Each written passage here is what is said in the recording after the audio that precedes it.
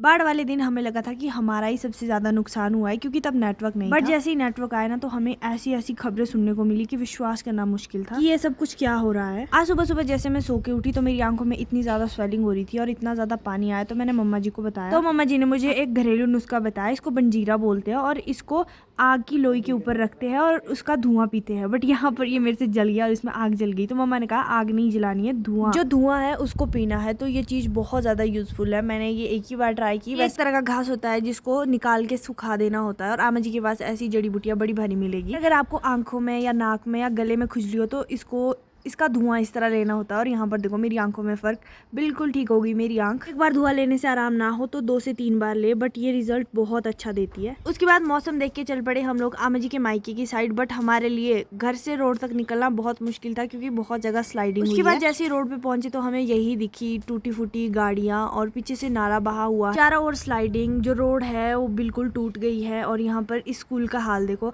अगर ये डंगा नहीं होता ये स्कूल पक्का जाता क्योंकि खड बिल्कुल इसके ग्राउंड से गई। और ये देखो हमारा नाला, बिल्कुल छोटा सा नाला था और ये देखो कितना बड़ा बन गया है। और जैसे जैसे हम लोग रास्ते से जाते गए हमें इतना ज्यादा नुकसान दिख गया। यहाँ पर देखो अभी अभी बगीचा लगाया था, छोटे छोटे पौधों के हाल देखो। और ये देखो गांव, छोटी मोटी स्लाइडिंग तो हर जगह हुई है। और उसके बाद पहुंच गए हमें जहाँ जाना है। ये है मेरे ताऊ जी का घर, अभी अभी ये घर बनाया है और जहाँ से हम लोग जा रहे हैं ना उधर से भी पूरे रास्ते स्लाइडिंग ही स्लाइडिंग हुई है। मुश्किल से कीचड़ के रास्ते चलते चलते हम लोग पहुंच गए यहाँ खड के पास। और इस खड का दायरा देखो बिल्कुल थोड़ी सी बहती है। और यहाँ पर देखो जिस दिन बादल फटा था उस दिन के यहाँ पर लोगों की जमीनें थी, बहुत बड़े बड़े खेत थे, यहाँ पर ग्रीन हाउस लगाए थे, सब इस नदी ने बहा के मतलब लोगों का मेन सोर्स ऑफ इनकम चला गया। और जगह जगह स्लाइडिंग, बहुत मुश्किल रास्ते से हम लोग तय करते करते पहुंच गए ताऊ जी के घर में। घर तो फिलहाल ठीक है बट अभी बरसात की शुरुआत हुई है और इनके घर के सामने इतनी ज्यादा स्लाइडिंग हुई है कि घर में दरारें आ गई है, मतलब पूरी तरह से ये घर खतरे में है। और अभी अभी कुछ टाइम पहले ये घर बन के तैयार हुआ है। तो देखो यहाँ पर इनके साथ कितना ज्यादा बुरा हुआ है। घर देख के चल पड़े हम लोग वापिस। यहाँ से रास्ता नहीं था तो जंगल से होते हुए पहुंच गए। यहाँ पर बहुत सारे लोगों के खेत थे, इन ताऊ जी के खेत थे, पुल थे, कुछ भी नहीं बचा। पत्थर और रेत यहाँ पर इकट्ठा होके आ गया है खेतों की जगह में। तो देखो यार हिमाचल में कितना बुरा समय चल रहा है इस टाइम। इनकी गाय वगैरह ताऊ जी के घर में रखी है तो उसके लिए थोड़ा सा चारा लेके हम लोग चल पड़े ताऊ जी के घर, दूसरे ताऊ जी के घर।